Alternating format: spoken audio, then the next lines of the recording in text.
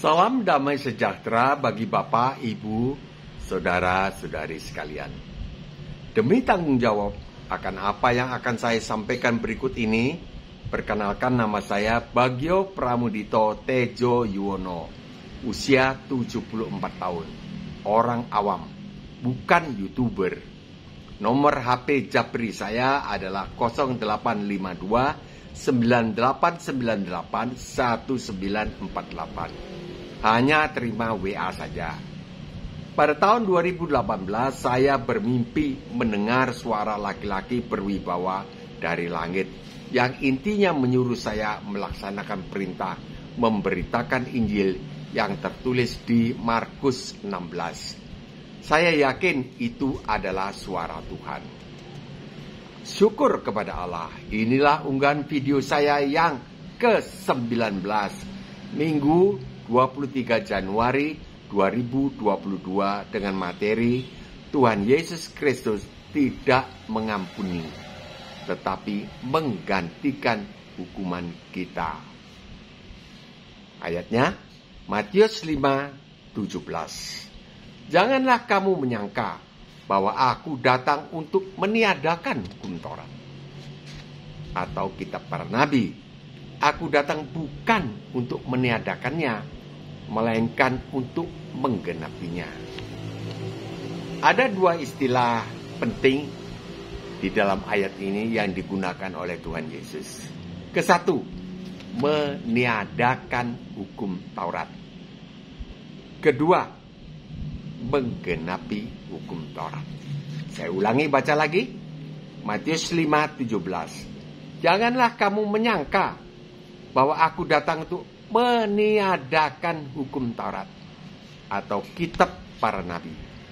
Aku datang bukan untuk meniadakannya, melainkan untuk menggenapinya. Arti istilah pertama, meniadakan hukum Taurat, berarti menghapuskan hukum Taurat atas manusia. Meniadakan hukum Taurat artinya menghapuskan hukum Taurat atas manusia. Jadi manusia berbuat dosa seharusnya dihukum, tetapi tidak dihukum. Itu karena hukumnya ditiadakan oleh yang berkuasa. Tapi Tuhan Yesus bilang, jangan menyangka aku meniadakan. Kalau meniadakan hukum Taurat berarti mengampuni manusia berdosa. Hukum ditiadakan berarti orangnya diampuni. Jangan menyangka begitu.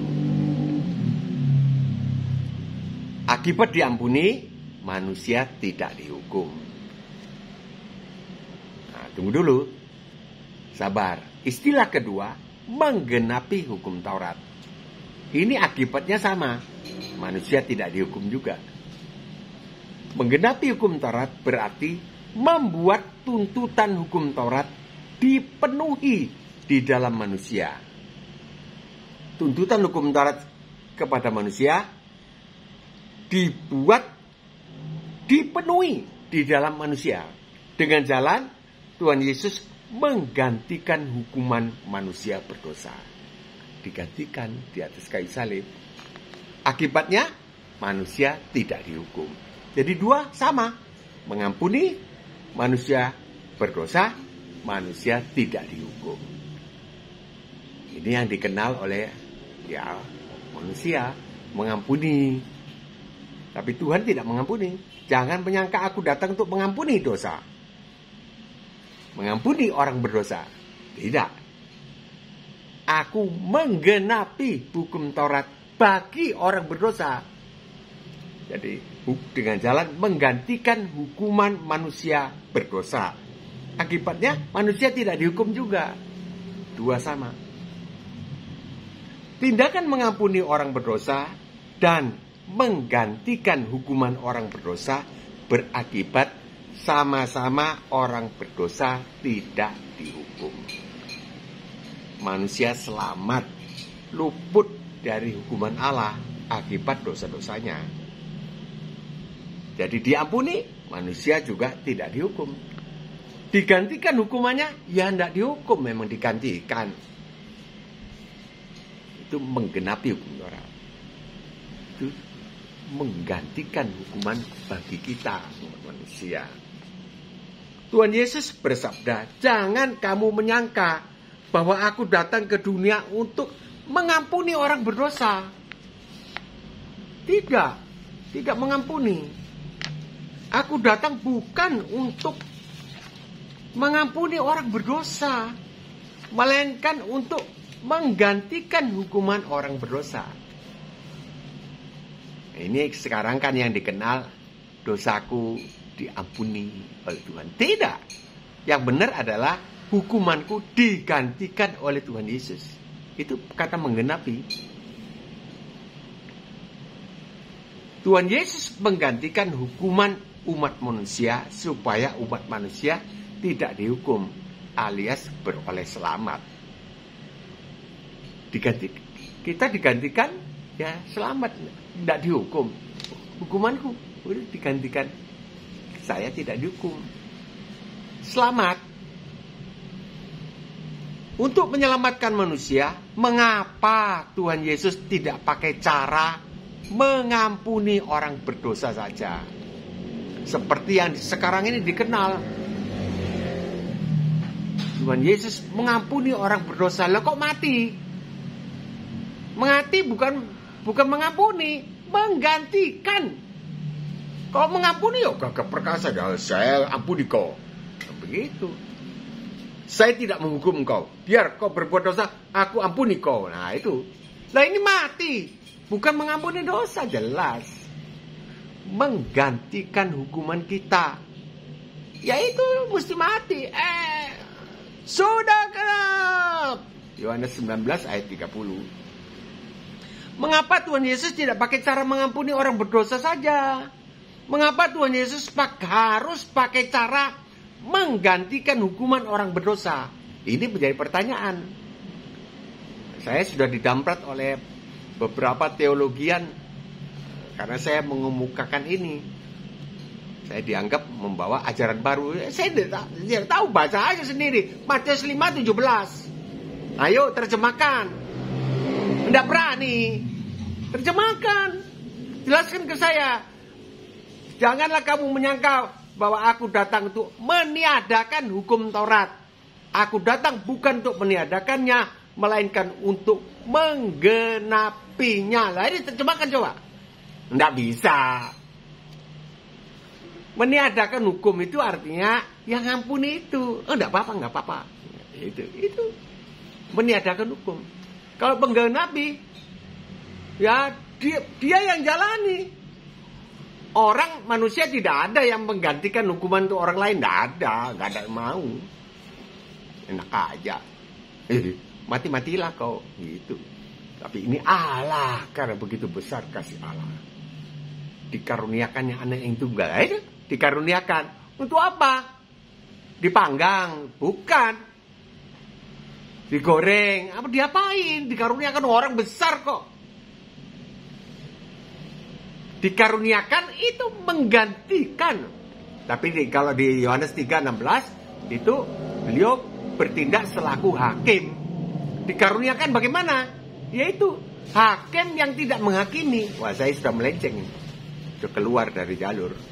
Tapi memang berkaitan. Yohanes 3:16-17, Roma 8 ayat 3-4 sama. Matius 5:17-18. Kita sekarang membahas Matius 5:17-18. Saya tidak boleh melenceng kemana-mana. Mesti taat ini. Mengapa Tuhan Yesus tidak pakai cara mengampuni orang berdosa? Mengapa Tuhan Yesus harus pakai cara menggantikan hukuman orang berdosa? Ini tidak pernah dibahas. Matius jawabnya ada di Matius 5:18. Karena aku berkata kepadamu, ini aslinya, sesungguhnya selama belum lenyap langit dan bumi ini, satu iota atau satu titik pun dan tidak akan ditiadakan dari hukum Taurat sebelum semuanya terjadi. Lah ini kan susah nih. Susah diterjemahkannya. Coba. Ayat 17 tadi. Aku tidak mengampuni umat. Aku tidak mengampuni dosa umat manusia. melainkan menggantikan hukuman mereka. Kenapa? 18. Karena ada ketentuan sebagai berikut. Ada ketentuan. Selama masih ada langit dan bumi ini, hukum Taurat harus dilaksanakan oleh manusia sampai perintah yang paling kecil sekalipun. Perintah paling kecil itu diklasifikasikan oleh manusia, yaitu menghormati ayahmu dan ibumu. Itu dianggap perintah paling kecil. Biasa, nggak masuk hitungan lah. Kalau jangan membunuh itu besar, jangan berzina besar. Kalau perintah yang kecil ya ini, menghormati ayahmu dan ibumu, itu kecil. Banyak orang melanggar itu merasa tidak apa-apa, padahal sama masuk neraka. Selama masih ada langit dan bumi ini, hukum Taurat harus dilaksanakan oleh manusia sampai perintah-perintah yang paling kecil sekalipun. Ini diterangkan di Matius 5:19. Tapi saya rangkum aja supaya cepat. Atau hukumannya harus dijalani oleh manusia.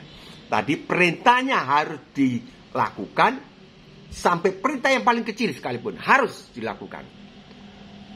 Kalau melanggar, hukumannya harus dijalani oleh manusia atas pelanggaran-pelanggaran perintah-perintah itu. Hukumannya harus dijalani. Sebelum semuanya terjadi. Sebelum terjadi bagaimana? Ini. Sebelum hukum Taurat dilaksanakan oleh manusia sampai perintah-perintah yang paling kecil sekalipun, sebelum dilaksanakan, atau hukumannya harus dijalani oleh manusia atas pelanggaran-pelanggaran perintah-perintah itu, maka hukum Taurat tidak akan ditiadakan. Artinya tidak ada pengampunan. Tidak ada pengampunan. Sesudah hukum Taurat dilaksanakan sampai perintah-perintah yang paling kecil sekalipun, atau hukumannya dijalani oleh manusia atas pelanggaran-pelanggaran perintah-perintah itu, maka hukum Taurat bisa ditiadakan. Artinya ada pengampunan. Sesudah hukum Taurat dilaksanakan sampai perintah-perintah yang paling kecil. Lah faktanya umat manusia telah gagal melaksanakan perintah-perintah hukum Taurat. Jadi manusia harus menggenapi tuntutan hukuman oleh hukum Taurat. Hukum Taurat menuntut.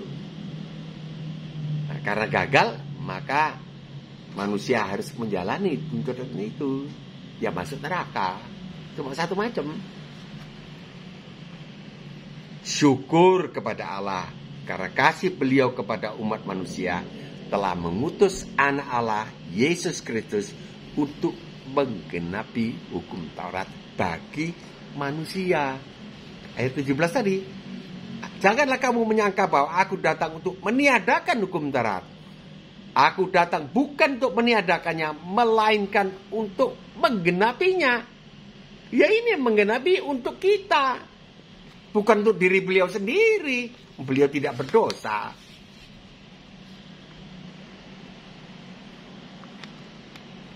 Syukur kepada Allah karena kasih beliau kepada umat manusia telah mengutus anak Allah, Yesus Kristus, untuk menggenapi hukum Taurat bagi manusia.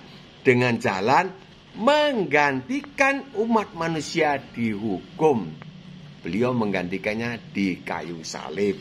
Supaya tuntutan hukum Taurat digenapi di dalam umat manusia. Artinya hukum Taurat tidak berkuasa menuntut umat manusia untuk dihukum.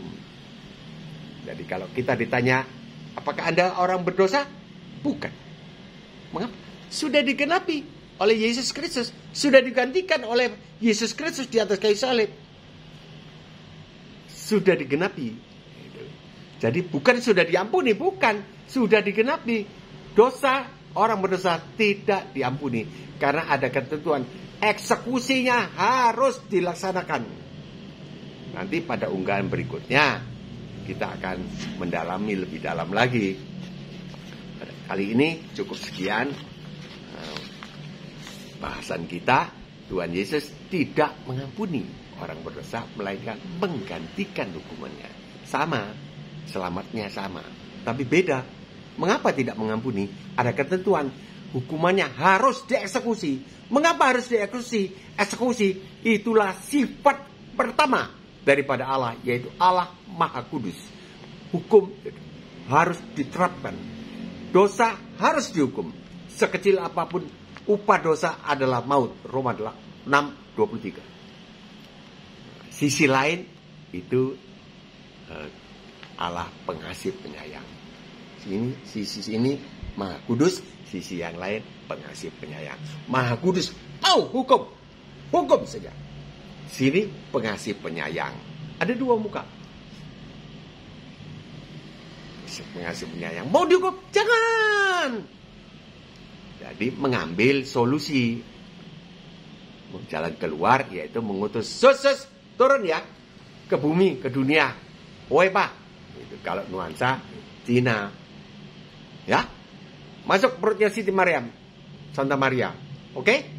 Ya, plus masuk, dilahirkan dinamai Yesus itu. Ya, memang ditulis di mengandung oleh Roh Kudus. Besar, disalib. Nggak salah, dibilang salah. Ya itu, menggantikan. Kalau mengampuni dosa, Yesus Kristus mengampuni dosa, nggak usah turun. Di atas saja. Mengapa harus turun? Karena untuk menggantikan kita. Kalau kita dihukum karena dosa, harus dihukum. Itulah sisi kemahakudusan Allah. Dosa, hukum. Kasihan. Nah ini, pertentangan ini. Diutuslah Yesus Kristus, anak Allah yang dulu tidak berdaging, tinggal di sorga, diutus turun dalam daging. Siapa yang bilang? Roma 8 ayat 3. Tolong dibaca. Sebab apa yang tidak mungkin dilakukan oleh hukum Taurat karena tak berdaya oleh daging, lemah daging kita, telah dilakukan oleh Allah. Apanya? Hukumannya. Bagaimana caranya? Dengan mengampuni? Bukan. Dengan jalan mengutus anaknya sendiri di dalam daging. Ya tadinya nggak ada dagingnya, Yesus itu. Tuhan, tidak boleh bilang Yesus. Alkitab boleh bilang Yesus. Tapi kita harus bilang Tuhan Yesus. Tidak boleh bilang Jokowi. Tidak boleh. Bapak Jokowi. Begitu. Ini sedikit menyimpang. Sekian bahasan kita. Nanti kita bahas mengenai mengapa dan mengapa selanjutnya.